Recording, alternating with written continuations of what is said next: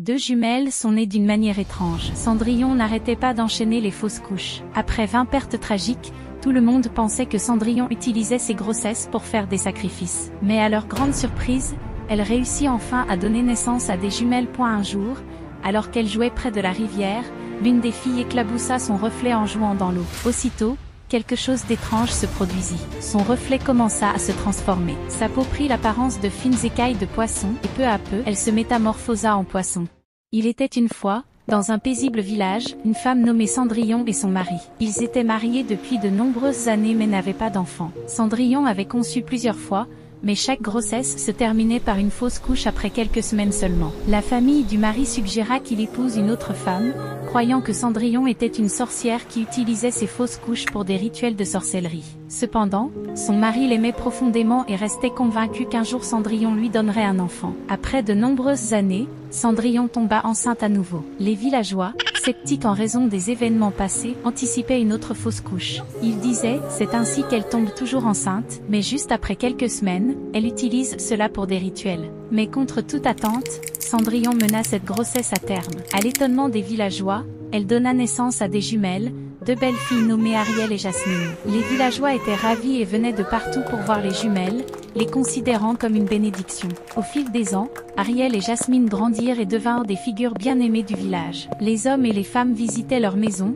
leur offrant des cadeaux et passant du temps avec elles. Un jour, Tiana, une marchande bien connue du village, prit les jumelles avec elle au marché. Les jumelles commencèrent à manger sa nourriture, ce qui mit Tiana en colère. Elle les gronda et les battit, mais les jumelles rirent et lui dirent que les marques des coups apparaîtraient sur sa propre fille. Tiana, incrédule, rentra chez elle pour découvrir que sa fille portait effectivement les marques des coups. Les villageois commencèrent à craindre les jumelles et leur pouvoir mystérieux. Un autre jour, en jouant, les jumelles renversèrent accidentellement la marmite d'une vieille femme redoutée du village. Furieuse, elle les punit en les faisant tenir des pierres lourdes. En réponse, les jumelles prononcèrent une malédiction.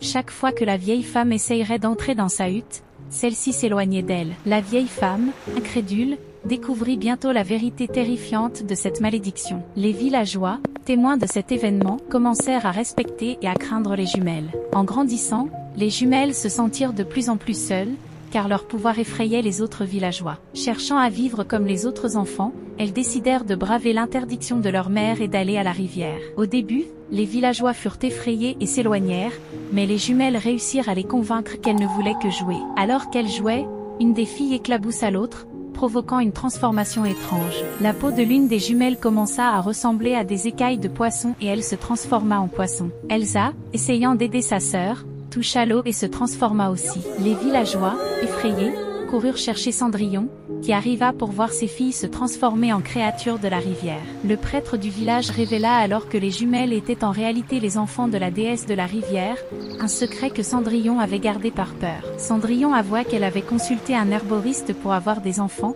mais la condition était que les enfants ne devaient jamais toucher la rivière, sinon elle retournerait à la déesse. Cendrillon chercha désespérément l'herboriste, mais il était décédé. Sans autre option, le village décida tristement de ramener Ariel et Jasmine à la rivière. La rivière prit Ariel et fit d'elle l'une des siennes, mais renvoya Jasmine en tant qu'humaine. Les villageois furent stupéfaits par la puissance et la bonté de la déesse de la rivière. Cendrillon et Jasmine, heureuses de se retrouver, se tinrent sur la rive, à la fois joyeuses et tristes. Elles durent apprendre à vivre sans Ariel et se souvenir de tout ce qui s'était passé. Cendrillon apprit une grande leçon, toujours attendre le temps de Dieu, car c'est toujours le meilleur. L'histoire d'Ariel et Jasmine, autrefois appelée maléfique, devint une histoire d'amour, de confiance et d'acceptation. Cela montra que parfois, les meilleures choses arrivent de manière inattendue, et que les mystères de la vie peuvent enseigner des leçons importantes. Cendrillon et Jasmine, leur vie changée par tout ce qu'elles avaient traversé, trouvèrent la paix et apprirent à être reconnaissantes chaque jour. Elles ressentirent toujours une connexion spéciale avec la rivière,